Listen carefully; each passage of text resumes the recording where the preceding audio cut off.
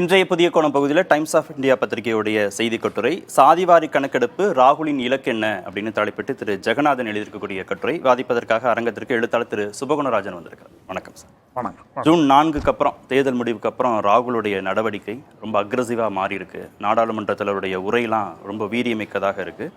சமீபத்தில் தேசிய அளவில் சாதிவாரி கணக்கெடுப்பு எடுக்கணும் அப்படின்னு அவர் பேசினார். அதற்கு பாஜக கடும் எதிர்வினை ஆற்றுனுச்சு. திரு அனுராக் தாக்கூர், மத்திய அமைச்சர் திரு அனுராக் தாக்கூர் வந்து தன்னுடைய சாதி குறித்து தெரியாதவரா ராகுல், அவர் வந்து எப்படி சாதிவாரி கணக்கெடுப்பெல்லாம் குறித்து பேசுகிறாரு அப்படின்னு பேசுனதும் பிரதமர் வந்து அதுக்கு புகழாரம் சூட்டினது. இங்கே தான் கட்டுரையை தொடங்குறாரு. இந்த சாதிவாரி கணக்கெடுப்பு குறித்து திரு ராகுல் வந்து ஒரு ஆக்கப்பூர்வமான முக்கியத்துவத்தை கொடுப்பதாக கட்டுரையாளர் பார்க்குறாரா, ரொம்ப அதீத முக்கியத்துவத்தை கொடுக்கறதாக பார்க்குறாரா?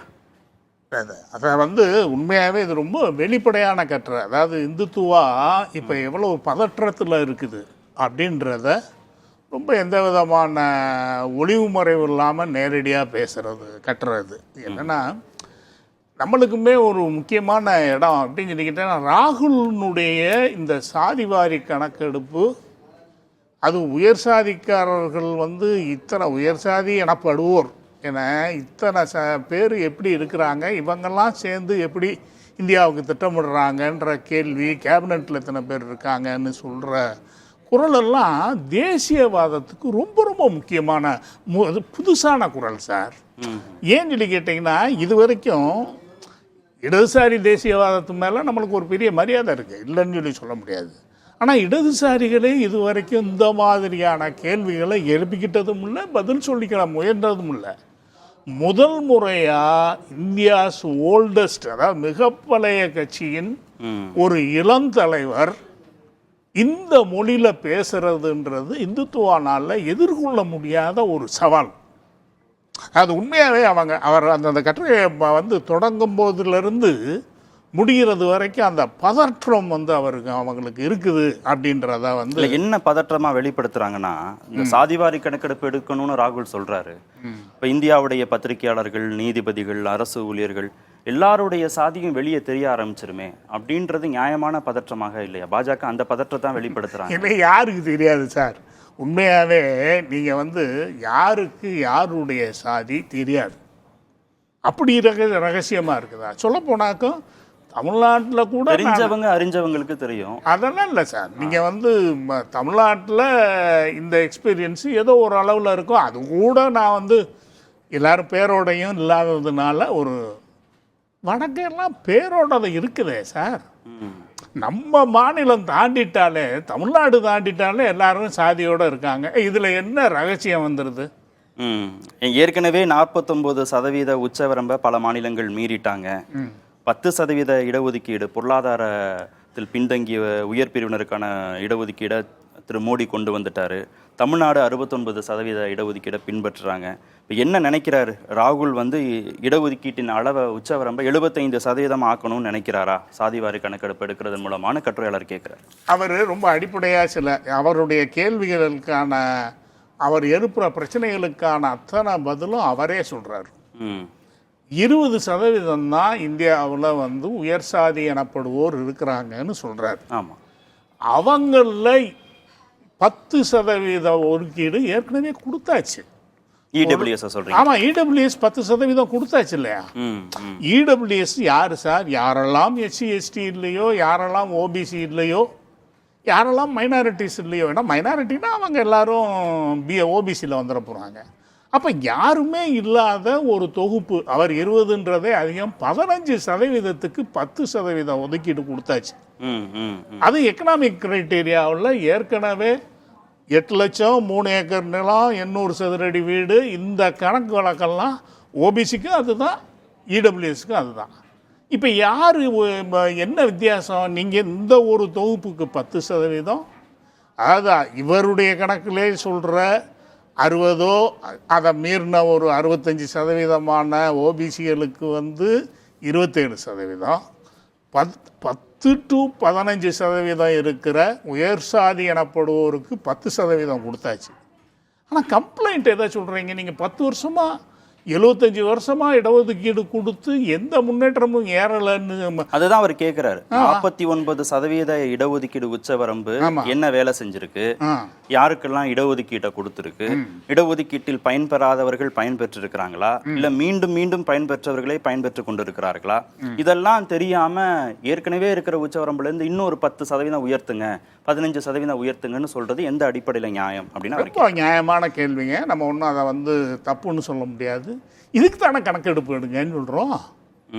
சார் நீங்கள் சாதி வாரி கணக்கெடுப்பு எடுத்தீங்கன்னா எந்த சாதி என்னவா இருக்குதுன்றது அப்பட்டமாக கையில் வந்துடும் இல்லையா? எவ்வளோ பிரதிநிதித்துவம் பெற்றிருக்கிறாரு ஆமாம் அப்படின்றது வரும். இன்னொன்று சார், யார் வந்து இவங்க எல்லாரும் ரொம்ப இந்துத்துவாவினுடைய 2 வாதம் சார், பலன் பெற்றவர்களே பெற்றுக்கொண்டு இருக்கிறார்கள். புள்ளி விவரம் கொடுங்க. எத்தனை பேர் ஐஏஎஸ் ஆஃபீஸர் வீட்டு பசங்க ஓபிசி பசங்க மறுபடியும் ஓபிசியாக வந்திருப்பாங்க. இல்லைன்னு நான் இன்னும் மறுக்கலை. என்னன்னு சொல்லி கேட்டிங்கன்னா 1% இருக்குமா? அப்போ நீங்கள் எதுக்காக திரும்ப திரும்ப அதையும் புள்ளி விவரத்தில் எடுத்து இந்தாங்கன்னு அடிங்க. அடித்தா மறுக்க முடியாமல் ஆமாங்க சரிதாங்க நீங்கள் இடஒதுக்கீடு இன்னும் ஒரு 1000 வருஷத்துக்கு கொண்டாடாதீங்கன்னு கூட சொல்கிறோம். இல்லை தனியார் துறைக்கும் இடஒதுக்கீடு கொண்டு செல்றது தான் ராகுலுடைய நோக்கமா? அங்கேயும் திறமை அடிப்படையில் நியமனங்கள் வந்து வேண்டாமா? அதை குறைச்சிடாதா? ஏற்கனவே சீனா வந்து நிர்வாகத்தில் தொழில்துறையில் நம்மளெல்லாம் விட முன்னேறிட்டாங்க. இப்போ தனியார் துறையிலையும் இடஒதுக்கீடுன்னு கொண்டு வந்தால் இருக்கிற நிலைமை இது இன்னும் மோசமாகிறது.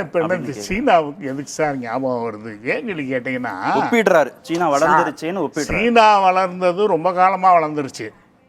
இப்போ ஒன்றும் வளரல. அது இரும்பு திரையில் இருந்தது, வெளியில் வந்ததுக்கப்புறம் நம்மளுக்கு தெரியுது. அதை விட்டுருவோம். நான் என்ன சொல்கிறேன்னா, இந்த மெரிட்டுன்ற விஷயம் இருக்குது பார்த்தீங்களா?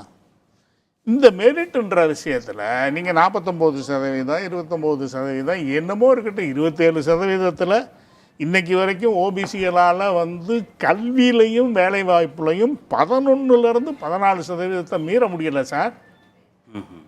27% ஒதுக்கீடுன்னு வேணால் சொல்லப்படலாமே ஒழிஞ்சு உயர்கல்விகள் நிலையங்கள், அதாவது ஒன்றிய அரசினுடைய ஐஐடி ஐஐஎம் அது மாதிரியான நிறுவனங்களோ ஒன்றிய அரசினுடைய வேலை வாய்ப்புகள்லையோ குரூப் 4 தவிர, அதாவது அந்த 4ஆம் கட்ட பதவிகளை தவிர மற்ற எல்லாத்துலேயும் வந்து 14% மிக முடியல. கல்வியில் முடியலை சார். இல்லை சாதிவாரி கணக்கெடுப்பு எடுங்கன்னு ராகுல் சொல்கிறார். ஆமாம். ஆனால் கர்நாடக மாநிலத்தில் ஏற்கனவே சித்தராமையா எடுத்த சாதிவாரி கணக்கெடுப்பை வெளியிட முடியல. பீகாரில் 65% இடஒதுக்கீட்டை அதிகரித்தாங்க. அதற்கு பாட்னா உயர்நீதிமன்றம் தடை விதிச்சிருச்சு. அப்போ அரசியல் பயமும் இருக்குது, நீதிமன்ற தடையும் இருக்குது. அதனால் சாதிவாரி கணக்கெடுப்பு எப்படி சாத்தியம் அப்படின்னு அவர் வந்து நீதிமன்ற தடைன்றதை நான் ஒன்று தான் பார்க்குறேன். நீதிமன்றத்திற்கு இடஒதுக்கீடு வராத வரைக்கும் இந்த நிலை தொடரும் சார். நீதிமன்றத்துக்கு இடஒதுக்கீடு? ஆமாம், நீதிமன்றத்தில் சாதிவாரி இடஒதுக்கீடு கொடுத்தால்தான் என்ன இந்த தீர்ப்புகள் எல்லாம் சரியாக வரும். நேற்று இந்த எஸ்சி எஸ்டி இந்த கோட்டா இதில் தீர்ப்பில் அன்வாரண்டடா சார், அதாவது எந்த உச்ச நீதிமன்றமும் அதற்கு முன் வைக்கப்படாத ஒரு கேள்விக்கு பதில் சொல்லவே கூடாது சார். இப்படி உள்ஒதுக்கீடு கொடுக்கலாமா இல்லையான்றது தான் சார் அந்த உச்சநீதிமன்றத்துக்கு முன்னாடி வைக்கப்பட்ட கேள்வி. மாநில அரசுக்கு அதிகாரம் இருக்கா இல்லையா, அவ்வளோதான் சார் கேள்வி. ஏன் சார் 4 பேர் வந்து அதில் கிரீமி லேயர் கொண்டாடுறான்னு சொல்கிறாங்க? சர்மாவும் மிஸ்ராவும் ஏன் சார் சொல்கிறாங்க? நம்ம கவாயின்னு சொல்கிறாரு, அது இல்லைன்னுலாம் நான் சொல்லலை, சரிங்களா?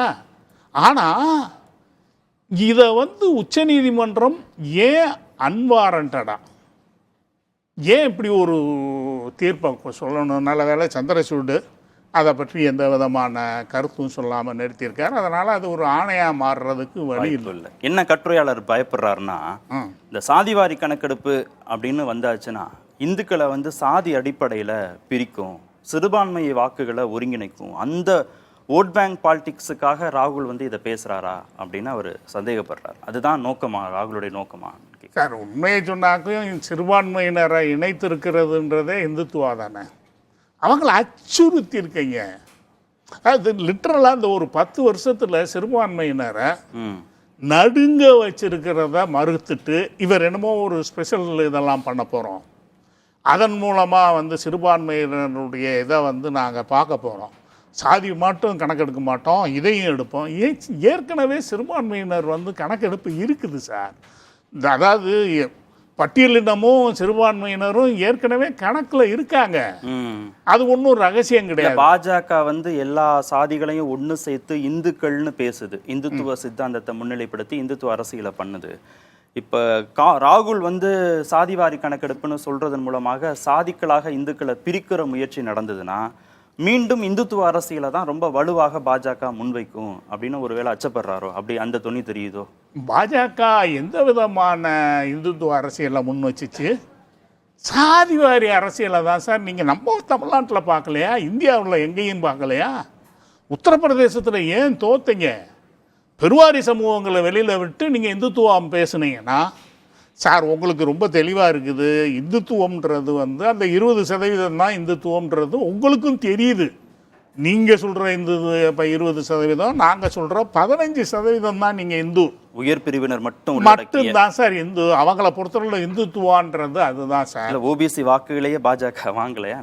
ஏன் வாங்கலை? நான் என்ன சொல்கிறேன்னா, நீங்கள் இப்போ இங்கே தான் ஒரு பிரச்சனை என்னன்னு சொல்லி கேட்டிங்கன்னா, இந்த ஓபிசி வாக்குகள் வந்து வட மாநிலங்களில் சிதறாத வரை அது ஒன்றும் இப்போ தான் நடக்குதுன்னெல்லாம் சொல்லலை. மண்டல் காலத்திலிருந்து பகுஜன் இவர் கன்சிராம் காலத்திலேருந்து அந்த ஒரு தொகுப்பு நடந்துக்கிட்டு இருக்குது, இல்லைன்னு சொல்லலை. இவங்க பதற்றம் இந்துத்துவாவை நீங்கள் வந்து ரிசர்வேஷனுக்கு எதிராக நிறுத்துகிற போது இவர் நிறுத்தியிருக்கிறது அதுதான். அது மெரிட். என்ன அச்சப்படுறாரு கட்டுரையாளர்னா, சாதிவாரி கணக்கெடுப்புன்னு சொல்லி சாதிக்களாக இந்துக்களை பிரிக்கிற போது மத அடிப்படையிலான ஒரு பேக்லாஷ் வரும். இல்ல ஒருங்கிணைப்பை வந்து பாஜக செய்யும், அந்த கணக்கெடுப்பு தேவைன்னு சொல்லும். அப்ப சாதியை ஒழிக்கிறதுக்கான திட்டம் கொண்டாங்க சார். சாதியை ஒட்டு மொத்தமா இந்துத்துவா எப்படி நீக்க போகுதுன்னு ஒரு செயல் திட்டம் கொடுங்க. சாதி இருக்கணும், ஆனா அதுக்கான உரிமை தர மாட்டோம். சாதி சாதியாகவே இருக்கட்டும், ஆனால் இந்துவாரு என்ன சார்? நான் என்ன கேட்குறேன், மெரிட் வச்சு நீங்கள் தனியார்லையும் கொண்டு வரணுன்றது தான் நாங்கள் பேசிக்கிட்டு இருக்கிற அரசியல். 70 ஆண்டுகள் ஆயிடுச்சு சுதந்திரம் பெற்று, இன்னும் அந்த சாதிய மனப்பான்மையை ஒழிக்க முடியலையா அப்படின்னு கேட்குறாரு. உங்ககிட்ட சாதிய மனப்பான்மை இருக்குதுன்றத இந்த கட்டுரையாளர் முதல்ல ஒத்துக்கிறாரா? நீங்கள் இந்துத்துவான்றத எப்படி வந்து இங்கே இருக்கிற யாரை இந்துன்னு சொல்லிட்டு இந்தியன் கான்ஸ்டியூஷன் சொல்லுது? யாரெல்லாம் சிறுபான்மையினர்லையோ யாரெல்லாம் வந்து இவங்க இல்லையோ அவங்க தான் இந்துன்னு சொல்லி சொல்லுது. அதில் எப்படி பட்டியலினத்தவரும் பிற்படுத்தப்பட்டவங்களில் பெருவாரி சமூகமும் எப்படி இந்துன்ற பட்டியலில் வந்தாங்க? இந்துன்ற பட்டியலில் இன்றைக்கும் நாங்கள் இல்லைன்னு சொல்கிற கூட்டம் நம்ம ஊரில் இல்லையா? இங்கே இருக்கிற சைவர்கள் இந்துன்னு சொல்கிறாங்களா? வைணவர்களே விடுங்க, சைவர்களும் வைணவர்களும் நாங்கள் ஒரே இந்துன்னு சொல்லிட்டு வைணவர்கள் இன்னைக்கு போய் வந்து ஒரு சிவன் கோயிலில் வழிபடுறதுக்கு தயாரான்னு சொல்லி கேளுங்க சார்.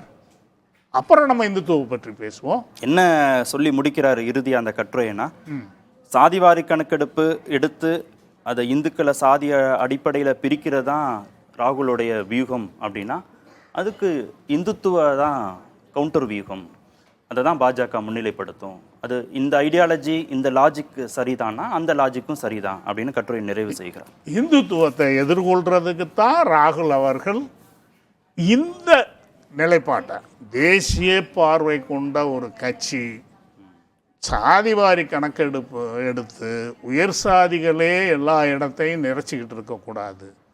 என்ன அதாவது தனியார் அரசுன்றதுல ரொம்ப முக்கியமான பிரச்சனை இருக்குது அப்படின்னு சொல்லி கேட்டிங்கன்னா, இப்போ வந்து அரசுன்றது வந்து not a big recruiter, employer கிடையவே கிடையாது. அது ரொம்ப கவனமாக இருக்கணும். தனியார் துறை தான் அதிக அளவில், தனியார் துறை தான் சார் 90, 95. அப்புறம் அதில் இல்லாமல் எப்படி போக முடியும்? அப்போ அதையும் சேர்த்து தான் கேட்போம்.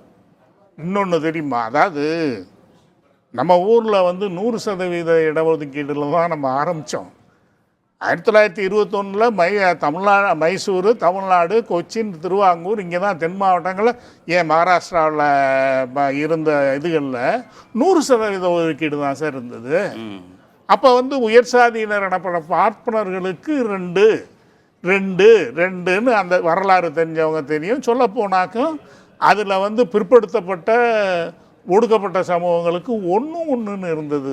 அதாவது 100% ஒதுக்கீடுல இருந்து தான் நம்ம சுதந்திர இந்தியாவில் அப்படி இருக்க முடியாதுன்னு 49% மாற்றணும்.